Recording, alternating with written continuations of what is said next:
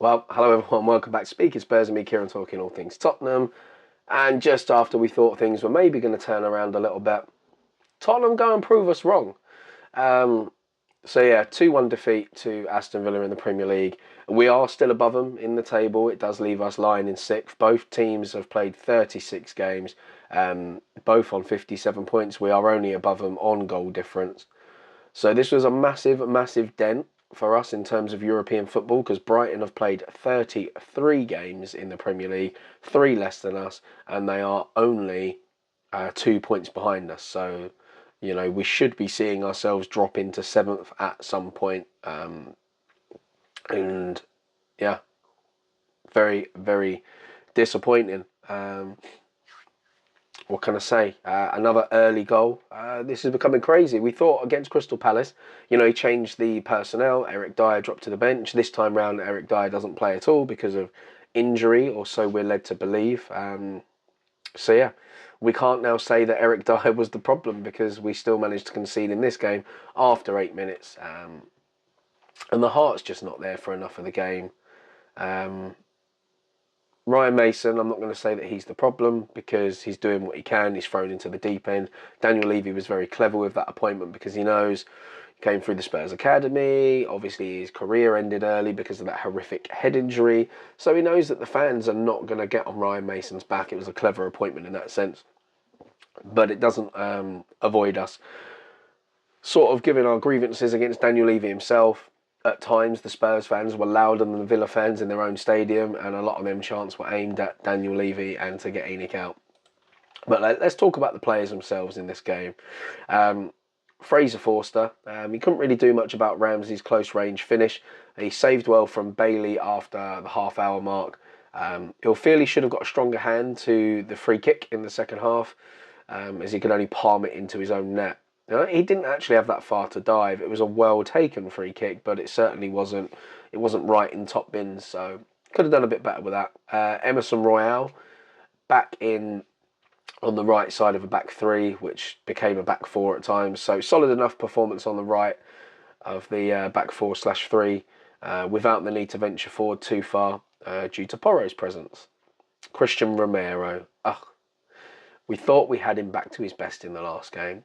But no, we were back to terrible Romero again. He went flying in the build-up to Villa's opener and left himself completely out of position. Did make a good tackle in the box on Ramsey early in the second half. Made the late tackle that handed Villa the free kick that Luis scored from. And another late lunge earned him a yellow card.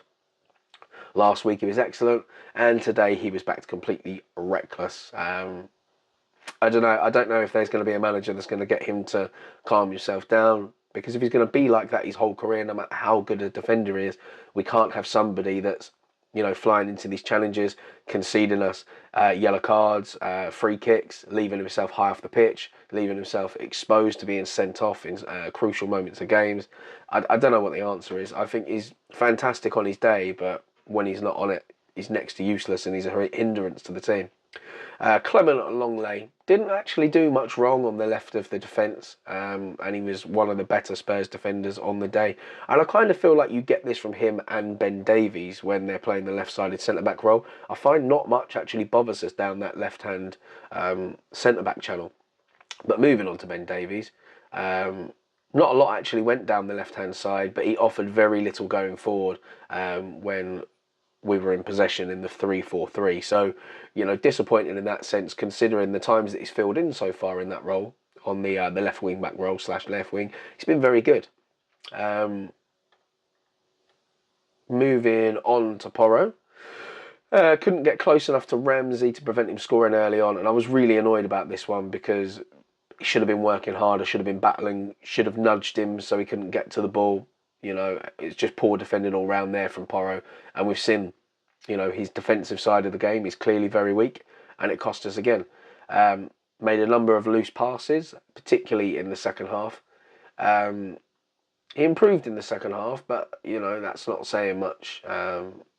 Didn't really contribute enough going forward at all to warrant his place as a winger. Moving into the centre of midfield, Oliver Skipp Also contributed with some loose passes in the first half. Picked up a yellow card for shirt pulling. Not the best day at the office for him whatsoever. But, he's still young, a lot on his shoulders. Other players around him should be setting an example. They clearly weren't in this game. Højbjerg set up a big chance early in the second half for Kane with some pressing. Made an important run back late in the game to intercept the ball, but he and Skip are just too similar for their partnership to really work, because they need a creative midfielder alongside them. So moving on to the forward line, Sonny rounded the keeper only to hit the post in the first half, but was flagged offside. He had the ball in the net late on again. The flag was raised. He looked to be the man to beat Villa's high line, but he was flagged offside 4 times and just couldn't find a way through. That was a feature of the game, their high line. And at times early on in the game, we thought if we can just get it right, this high line could be their detriment against our counter-attacking football. But, credit to Villa, they worked really hard. They were nice and compact. They held that high line properly and made it very difficult for us to beat. I don't think we actually successfully beat the line, really, I can remember of in the game. Richarlison made barely an impact on this match. Villa's high line completely stifled him. He didn't have the pace to run past it and was caught offside. He gets caught offside a lot, actually, not just in this game. It's a regular feature of his game. So disappointed from him on the day. Then Harry Kane had a huge chance to level the game early in the second half, but hit it down the middle at Martinez. Brought down by the keeper late on and scored from the resulting penalty, which bumps up, his score on the day, gets him another goal in the Premier League. But he struggled to make things happen, and that big chance that he squandered came at a key time in the game. So poor one from him as well. Now moving on to the subs, Kulusevski came on and soon had a chance after running into the box and curling effort just past the left-hand post. He does that a lot, actually. A lot of his shots this season have just gone on the outside of the post. He needs to adjust his shooting angles. It's becoming a regular theme. Fired another effort over. Far more of an impact than Richarlison. So there's a plus. And the return of Yves Bissouma to the squad. To the squad, I say he was in the squad last time round, but his chance to come back on the pitch. He brought energy to the midfield in his first game since February. Looked pretty bright, but ultimately, Villa were in control of this game. And tactically, Spurs, it's been difficult for Bissouma anyway, tactically. And then to come back and have things change again after coming back from injury must have been difficult. Then Danjuma, he came on, looked to get into the box, but was unable to see much of the ball after coming on. I'm still really annoyed about the fact that Ryan Mason isn't really using Danjuma. My biggest concern is that he's coming on loan. And look, we've not been performing well. One of the things that would please the Spurs fans is to see Danjuma on the pitch from the beginning. He's an exciting player. He likes to take risks. And I know, Ryan Mason doesn't want to take too many risks at the moment because he wants to win games. We're not winning consistently anyway. So why not throw Danjuma on and allow him to use some of that flair that he's got? He loves a back heel. He loves a little flick pass round the corner. He loves to try and nutmeg people. A little bit of excitement. Let's have a bit of flair on the pitch and, just let the fans enjoy themselves a little bit. Then even Perisic came on after the penalty and tried to get some balls into the box. But, so late on, wasn't really going to happen for us. So, yeah. I know there's a lot of Spurs fans out there showing some real anger after this one because it's really dented our European hopes. One thing to remember, though, is this Aston Villa are not the same Aston Villa that we play season in, season out. You've just got to look at them. We're level on points. We've played the same amount of games. Goal difference separates us. We are, +6, they're +4, so only 2 goals separate us. That could easily turn if we both, win our remaining games. Very easily.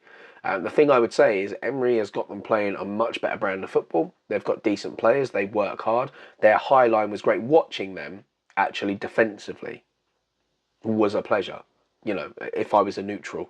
It was frustrating because it was against us. But the way they played, it was just great. The way they were moving across as a unit, pressing at the right times, they made it very difficult for us. So, they're not a pushover. We can be as angry as we want. And yes, with the attacking capabilities that we've got within this squad, probably should have got the result ourselves. But this isn't the same as playing like a Bournemouth or a Nottingham Forest or Everton, Leicester this season. You know, Aston Villa are right up there for a reason. Emery's got them playing some really, really nice football. Yeah, and I mean, that's all I really want to talk about this game. It was just a frustrating one. I think, you know, passion not there enough, intensity not there enough, lacking a creative midfielder. Positives to take from the game though. Bazuma back. This gives Ryan Mason an extra option in midfield now because obviously Bentancur being injured, you know, means we lack the creativity. Bizuma being given a bit more of a free role, you know, it was very specific under Conte. He wasn't allowed to play the game that he was allowed to play at Brighton, where, you know, he did some defensive work, but he was allowed to be box to box. He was allowed to get creative, took some wild shots from outside the box every now and again. You know, Ryan Mason hopefully will utilise Bizuma, put him into that midfield and give him a bit of freedom to help us out in attack. So, you know, that's a positive to take from the game.